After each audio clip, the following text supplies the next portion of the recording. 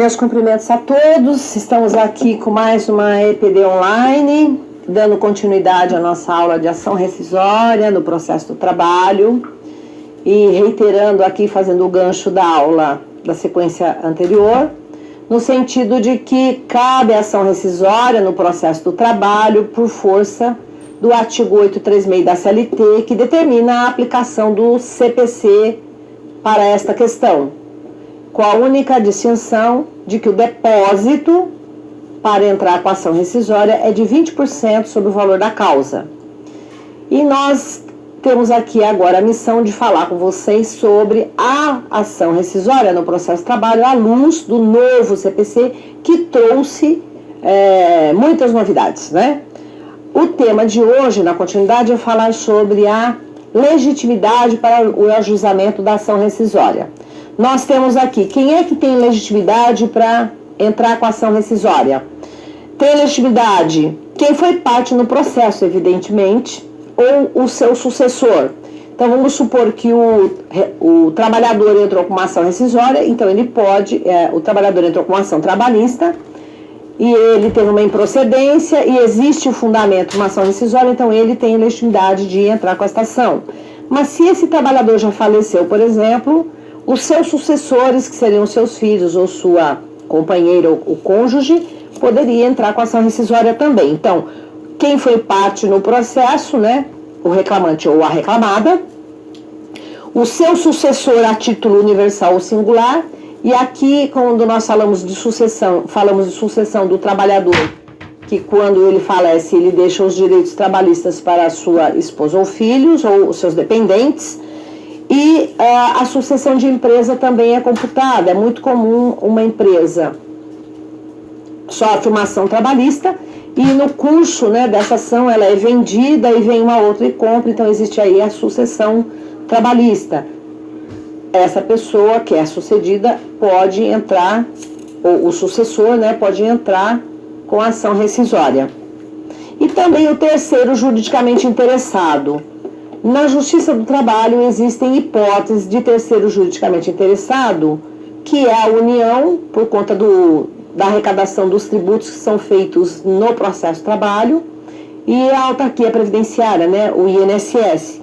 É muito comum os procuradores da autarquia, ou a AGU, o Advogado-Geral da União, a Advocacia Geral da União, entrar com ação rescisória para discutir contribuições previdenciárias dentro do processo do trabalho. O Ministério Público também pode entrar com ação rescisória, ele também é titular da ação rescisória quando ele é autor da ação, então evidentemente que ele é legitimado, mas também na função de fiscal da lei, na sua função de órgão interveniente. Existem processos em que o Ministério Público é obrigado a intervir, como, por exemplo, no caso de menores. No caso de ação civil pública, o Ministério Público, se ele não for parte, ele intervém como fiscal da lei.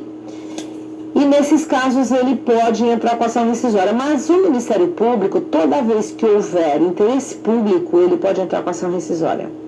E principalmente nos casos de erro, dolo, coação, simulação e fraude, né? Não é possível compactuar com fraudes ou com ofensa à ordem jurídica, e o Ministério Público ele é um defensor da ordem jurídica, então ele tem legitimidade para entrar com ação rescisória, não importa quem são as partes, né? Não importa quem é o reclamante, não importa quem é o reclamado. E ele então pode intervir com ação rescisória quando a decisão é efeito de simulação, colusão das partes ou fraude à lei. E ainda em outros casos em que é necessária a sua atuação, né?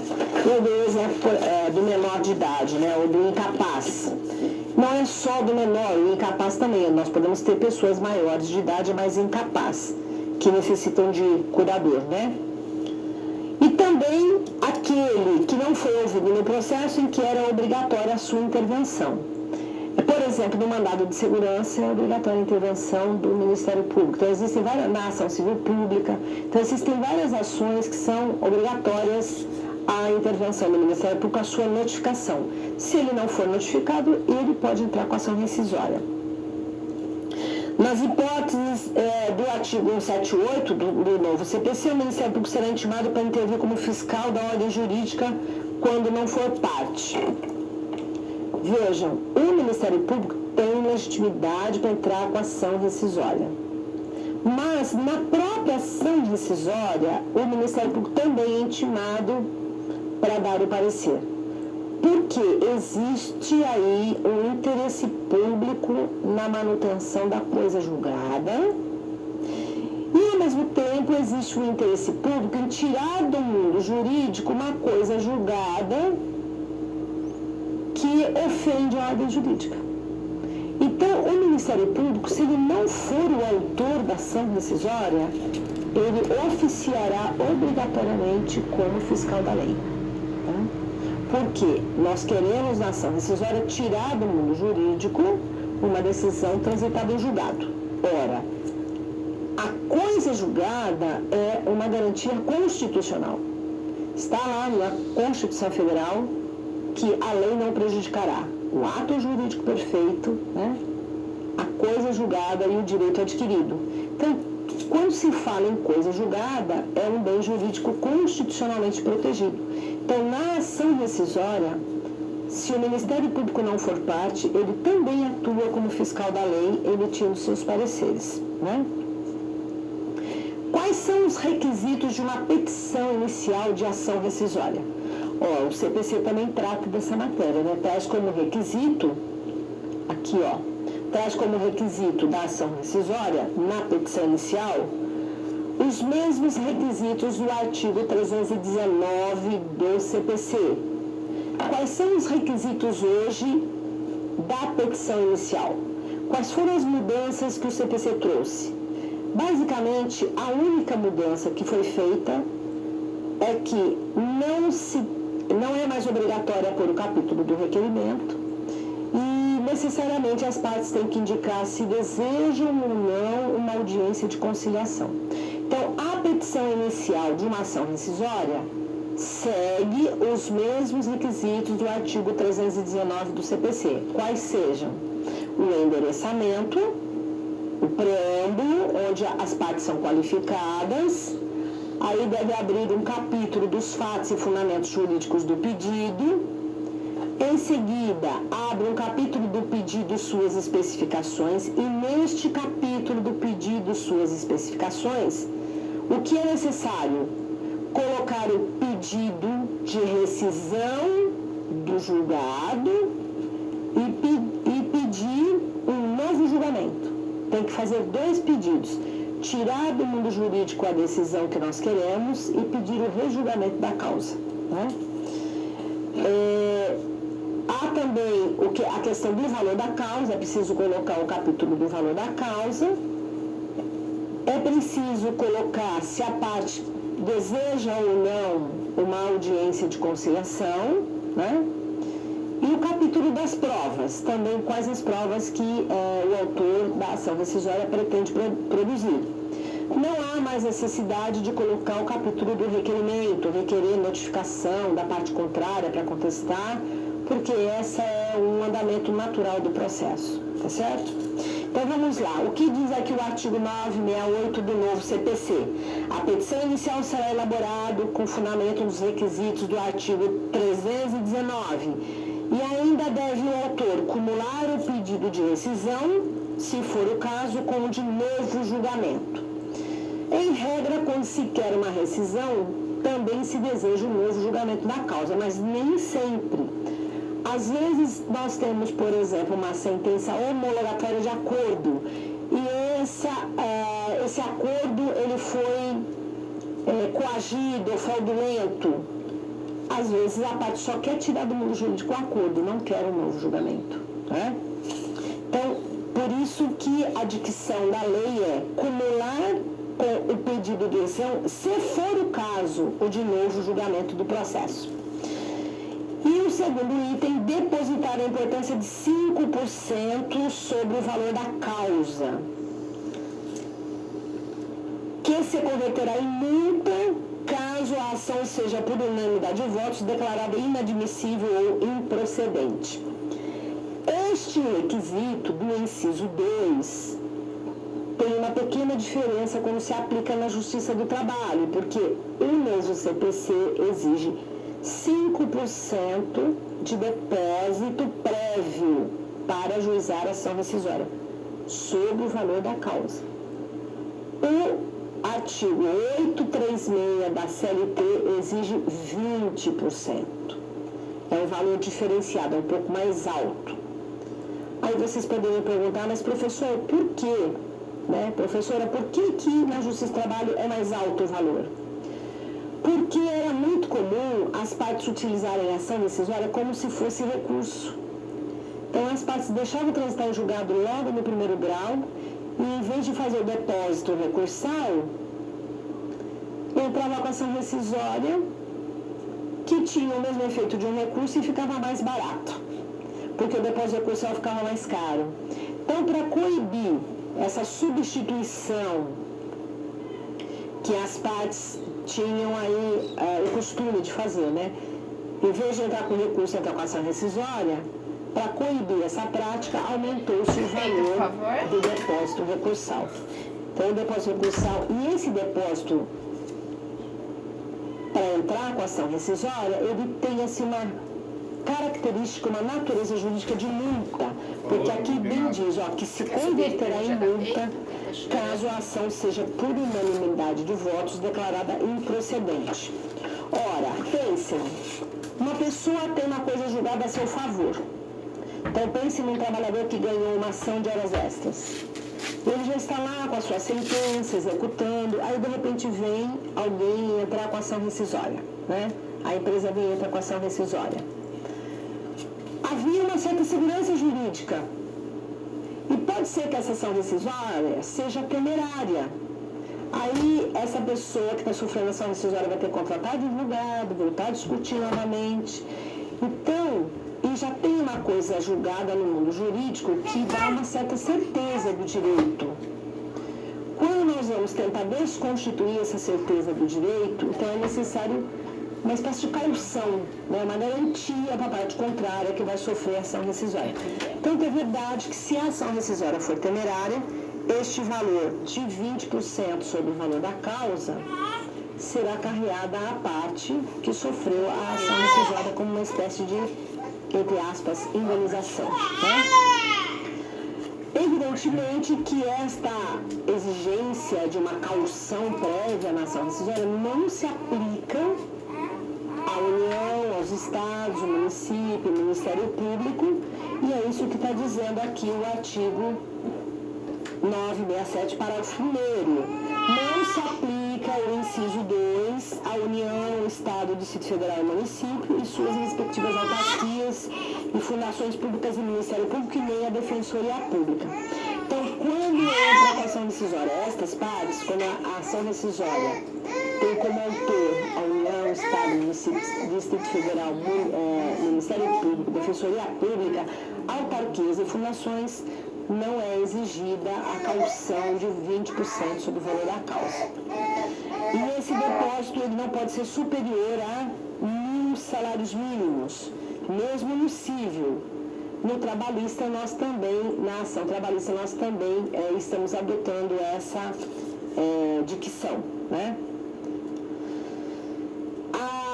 A mesma regra de indeferimento da petição inicial comum também serve para a ação rescisória, que diz que, além dos casos previstos no artigo 330 de indeferimento da inicial, a petição inicial de uma ação rescisória também poderá ser indeferida quando o autor deixar de fazer o depósito prévio ou a chamada caução.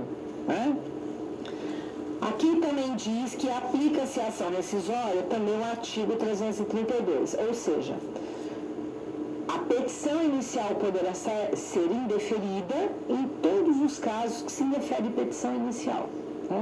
A petição inicial de uma ação rescisória é uma petição inicial como outra qualquer. Então, todas as hipóteses de indeferimento da petição inicial aplica-se também à ação rescisória. O parágrafo 5º do artigo 967 do CPC, do novo CPC, diz que, reconhecida a incompetência do tribunal para julgar a ação rescisória, o autor será intimado para emendar a petição inicial a fim de adequar o objeto da ação rescisória quando a decisão apontada não tiver sido apreciado o mérito ou tiver sido substituído por decisão posterior. Eu quero fazer um parênteses aqui para dizer o seguinte: onde é que nós vamos ajuizar a ação rescisória? De quem é a competência para conhecer de uma ação rescisória? Ora, se nós queremos tirar uma sentença de primeiro grau do mundo jurídico, essa ação rescisória vai ser ajuizada no tribunal. Então, de uma sentença proferida por um juiz da vara, nós ajuizamos a ação no TRT, no Tribunal Regional do Trabalho. Se a decisão é do Tribunal Regional do Trabalho, que nós queremos tirar do mundo jurídico, é um acórdão do TRT, nós ajuizamos no próprio TRT. Agora, se a decisão que nós queremos tirar do mundo jurídico é do TST, é lá que deve ser ajuizada. E é muito comum as partes ajuizarem a ação no lugar errado, né? Às vezes quer tirar do mundo jurídico uma decisão do TST e ajuiza a ação no TRT. O que esse artigo está dizendo, esse parágrafo 5º, é o seguinte: caso haja um ajuizamento errado no TST, e deveria ter sido no TRT, será concedido um prazo para a parte fazer o endereçamento correto, ou seja, fazer uma emenda à petição inicial e apontando qual é a decisão real que se quer tirar do mundo jurídico para haver o endereçamento correto do tribunal previsto, né?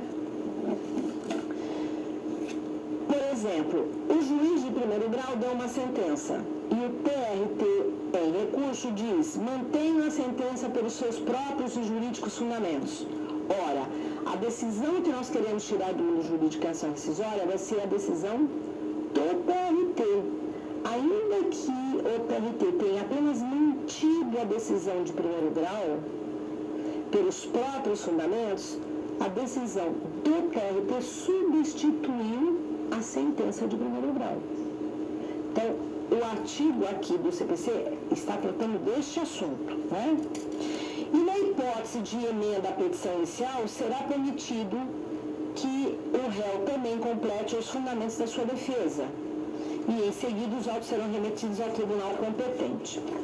Então, vocês fiquem tranquilos, se vocês ajuizarem a ação rescisória no lugar errado, será dada a oportunidade para vocês corrigirem o endereçamento. E se a esta altura o réu já tiver sido intimado e ofertado a defesa, notificado e ofertado a defesa, será dado a ele também a oportunidade de falar novamente e complementar a defesa, né? O novo CPC ele vem recheado de propostas de contraditório e ampla defesa, e o que se quer não é o indeferimento de uma inicial, o que se quer é dar oportunidade às partes para emendar a petição inicial e aproveitar o processo. Porque de nada adianta hoje indeferir uma petição inicial, porque aí a parte vai repropor novamente. Então, o que nós queremos? O que o CPC quer? Aproveitar os atos praticados, aproveitar o processo, né? Não extinguir o processo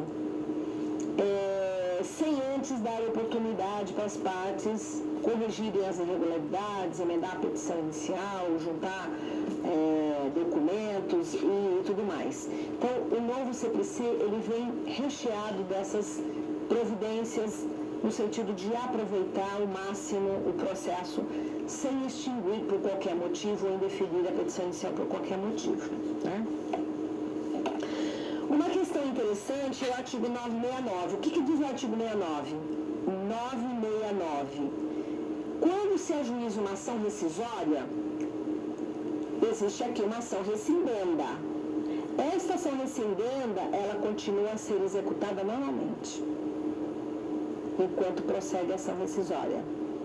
O que é possível? É possível pedir uma tutela provisória dentro da ação rescisória para que aquela sentença que nós queremos tirar do mundo jurídico não seja executada.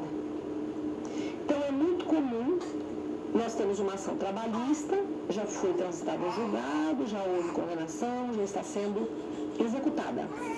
Aí há uma ação rescisória desta decisão, nós não podemos deixar que ela continue sendo executada. Então, a ação rescisória por si só não suspende a ação rescindenda, mas é possível pedir na ação rescisória uma tutela provisória para que a execução cesse imediatamente até que a ação rescisória seja julgada. Né? É dessa matéria que trata o artigo 969 do CPC. O 970 diz que assim que o relator recebe uma ação rescisória, ele vai designar um prazo para o réu se defender. E este prazo nunca pode ser inferior a 15 dias e nem 30.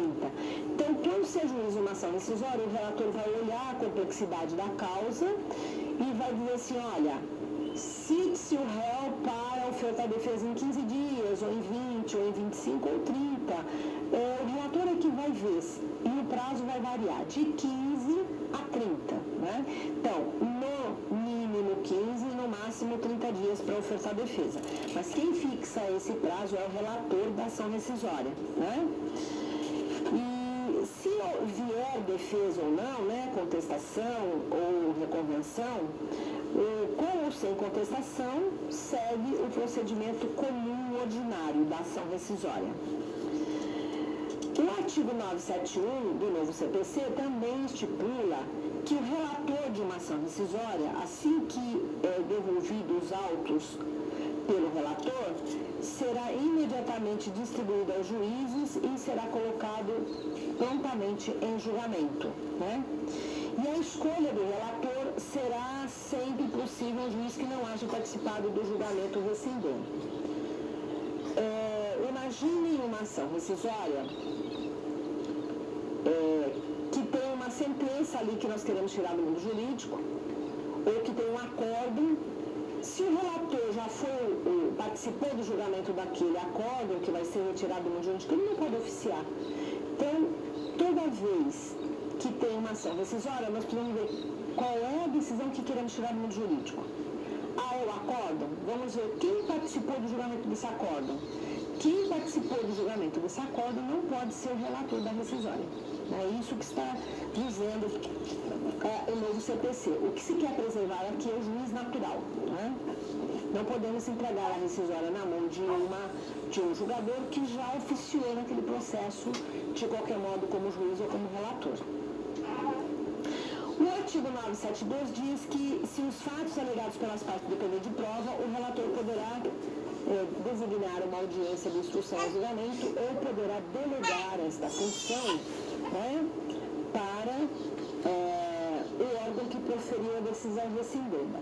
Então, se nós tivermos uma sentença trabalhista colocada no mundo jurídico pela vara e essa ação rescisória é de competência do tribunal, quando chega no tribunal, se for necessário fazer audiência com provas, o tribunal pode delegar para o juiz da vara fazer essa audiência.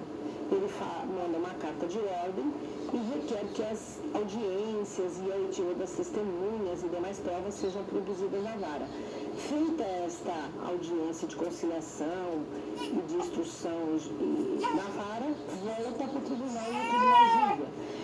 Então, se os fatos alegados pelas partes dependerem de prova, o relator poderá delegar, né, a competência ao órgão que proferiu a decisão, fixando de 1 a 3 meses para devolver os autos.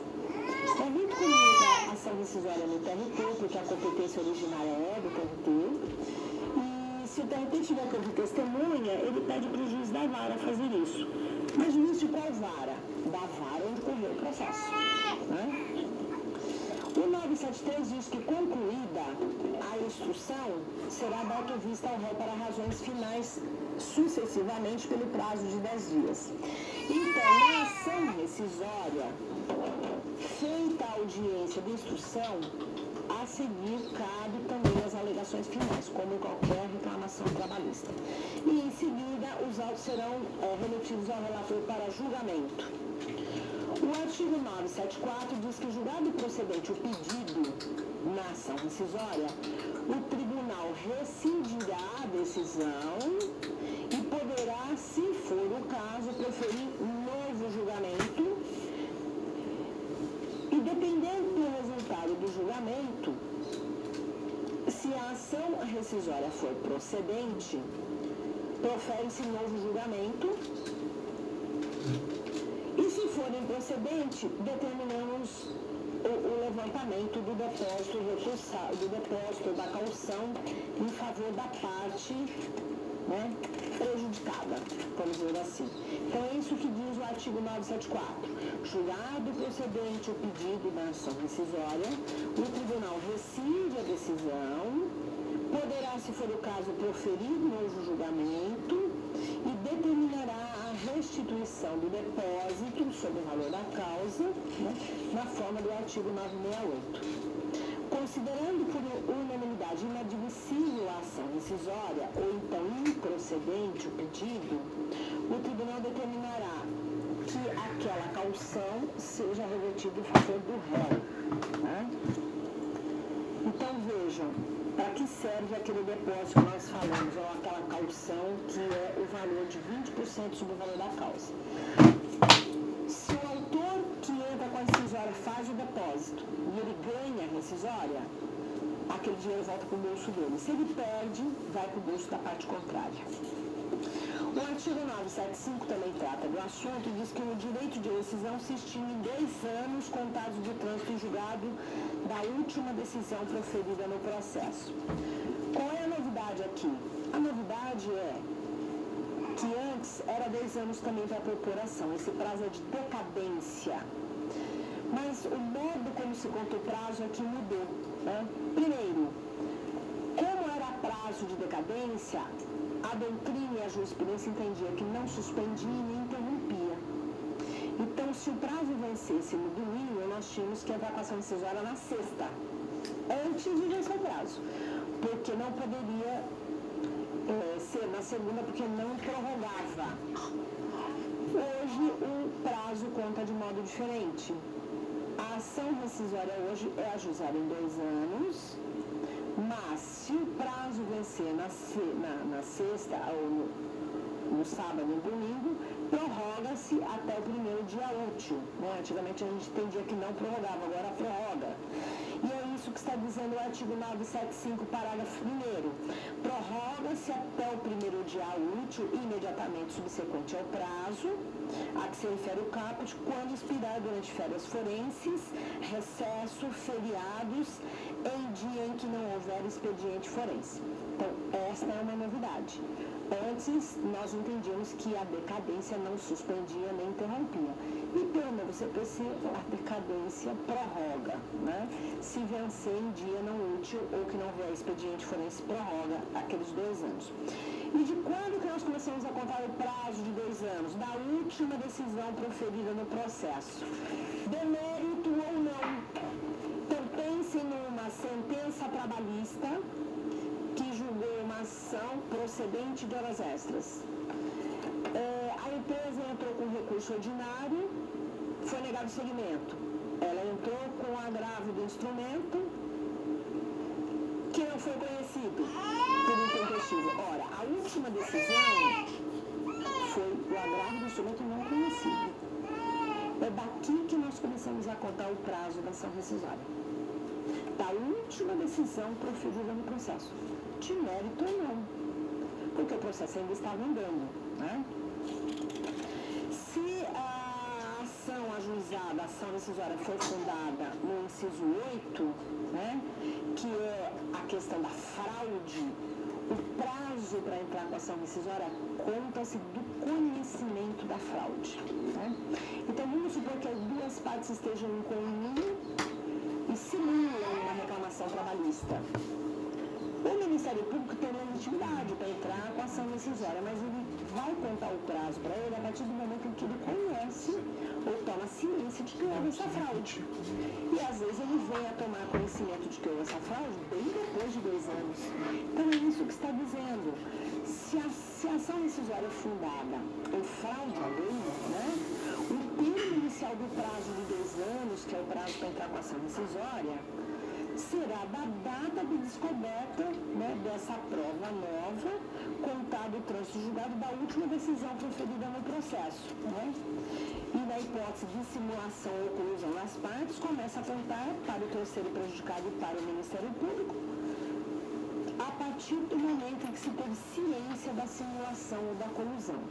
Então, há aqui uma mudança do dia do início do prazo da ação rescisória. Se for fundado em prova nova, a partir do momento em que houve descoberta dessa prova nova.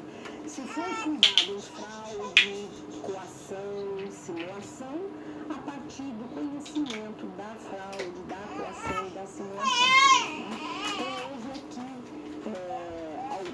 houveram algumas alterações de pensamento com relação ao início do prazo para a contagem dos 2 anos da ação rescisória. Né? Antes contava-se do trânsito julgado da decisão. Agora não, vai depender do motivo em que será ajuizada a ação rescisória. Tá certo?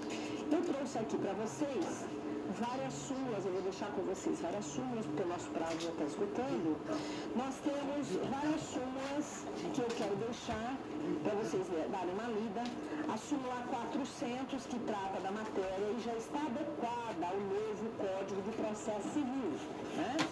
Nós temos também a súmula 407, né? A 407, que também trata de ação rescisória, que também já está adequada ao novo Código de Processo Civil. Né?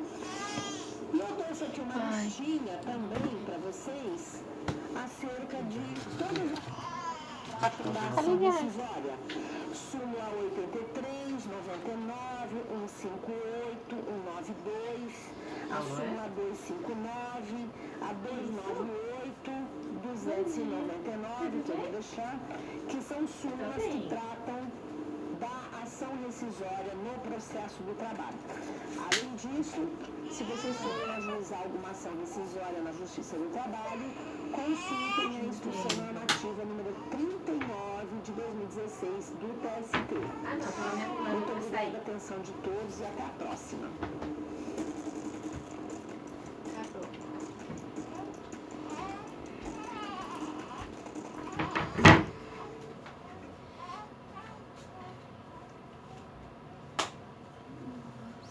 Dia 24, daqui 10 dias ainda.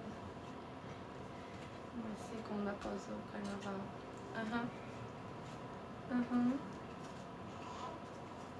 Tudo bem. Qual é o seu horário que eu não entendi? 1h30. Isso.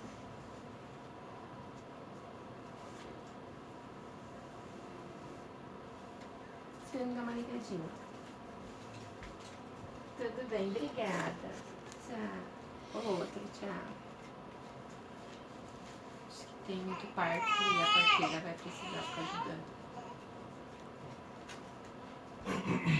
Vamos. Era eles que deviam estar ligando.